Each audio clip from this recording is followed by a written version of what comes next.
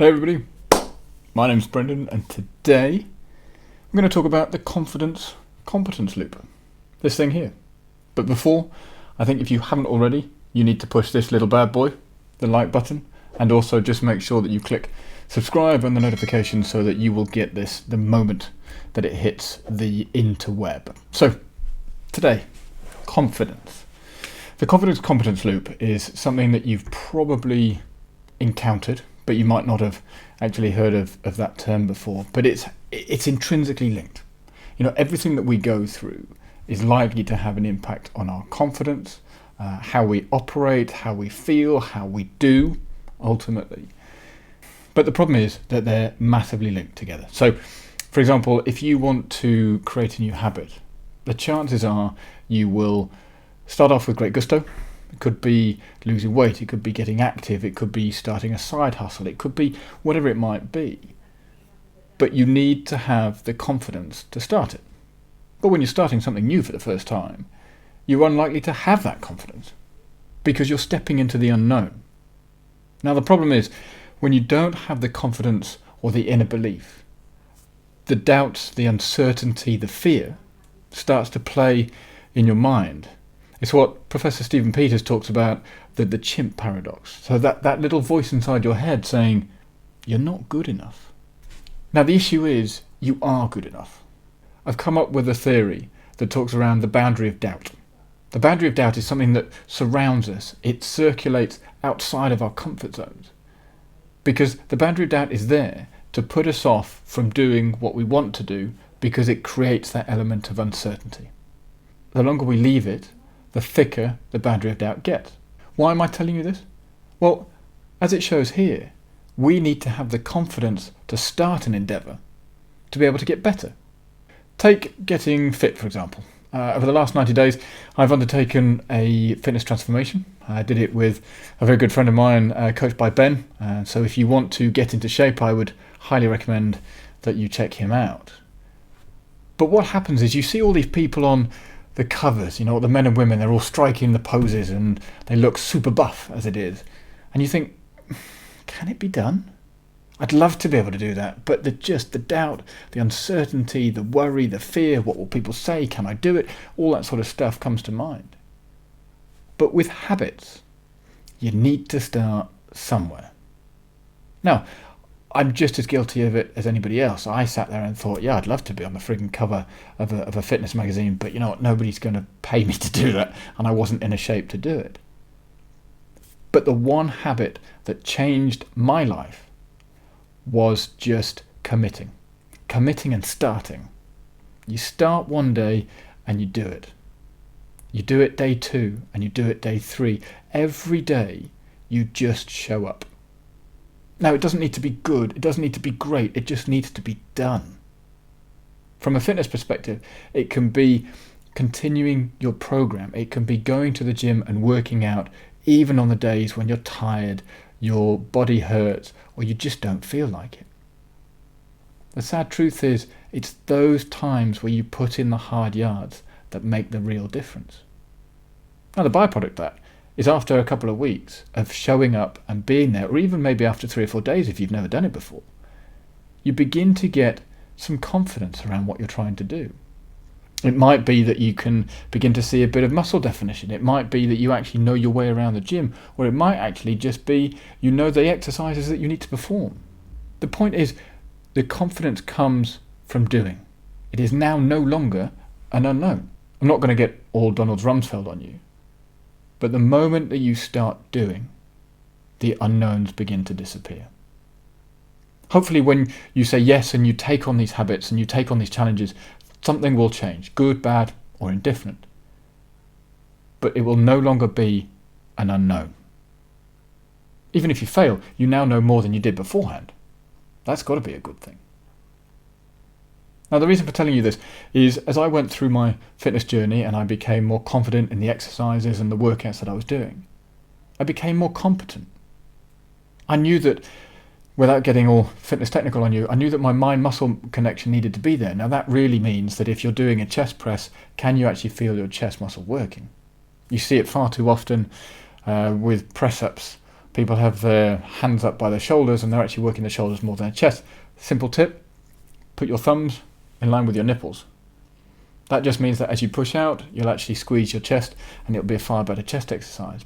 But the mind-muscle connection is going, as I'm pushing out, can I feel my chest muscles contracting? If the answer is yes, happy days. That's a byproduct of the confidence of having to go to the gym and getting used to it, and then the competence of being better at it. Funnily enough, the more competent I became, the more confidence I had. See, this is where you get that endless loop. But if you don't try, you won't give yourself the chance to create confidence, and in turn, you won't give yourself the confidence to be competent. There's a lot of C's and a lot of tongue twisting going on, but you can see where it's going. Now, it doesn't have to be in the fitness industry. It could be creating a side hustle. It could be starting a project. But the point is, you need to show up. You need to keep doing the hard yards. There's a phrase that says perfection is the killer of progress, and it is so true. Don't wait for it to be perfect, because that's never going to happen. You'd be better off just showing up day after day after day, doing the small things really well, because it's those small steps that will add up to make a big difference. How did I personally get on? Well, I'm really rather pleased. Over the last 12 to 14 weeks, because we extended it for a couple of weeks because I went on holiday, I got to a stage that I never thought was possible. Around about 6-7% body fat, and if you're interested, comment below and I'll send you the links to the article that I wrote of the lessons that I learned. But what did I take away from it? The confidence-competence loop is massively important.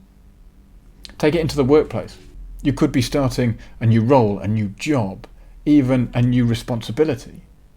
Having the confidence to know what you're doing gives you that head start. The more confident you become, the more competent you become. Your teams understand where you're coming from. They know what you're talking about. They understand the vision and the clarity and the direction of what you're trying to achieve. The greater the confidence, the more competent you become. The greater the confidence, even more competent. It's that endless cycle. You see it with leaders all the time. Elon Musk quite happily admits, he's a prolific learner. He wants to keep learning. He wants to keep taking things on. His inner confidence is knowing that he's competent around building a business.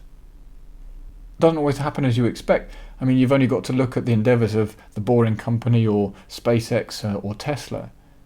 But he is committed to making that change. He is in that confidence-competence loop. So the takeaways for this video are two things.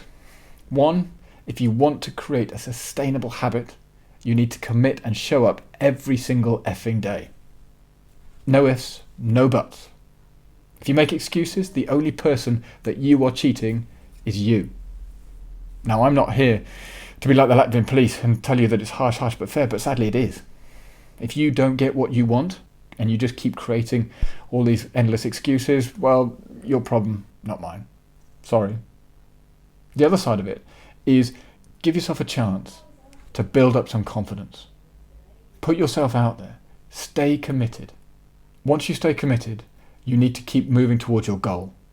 Now, we should probably talk about how do you define your goal. Well, we can cover that in another video, because ultimately the goal setting, and if I'm a man on a mission and I know where I'm going to go, it's far easier for me to build up that inner drive, that inner confidence that helps me get there, because then that becomes the competence piece, and all of a sudden we go around in the circle again. So what can you do today? You can, one, write down what your goal is. Simple. In fact, stop watching this video and write it down now. Okay, welcome back. Once you've written down that goal, decide what your MVA is going to be, your most valuable action. What is it that you can do today to start that habit? I don't care what it is. You write it down, you commit to it. Number 3, do it. It might be tomorrow, it might be later on today, whenever it is, but you have to do it. And the 4th action is you've got to do it tomorrow, and the day after, and the day after, and the day after. What might you need? An accountability buddy.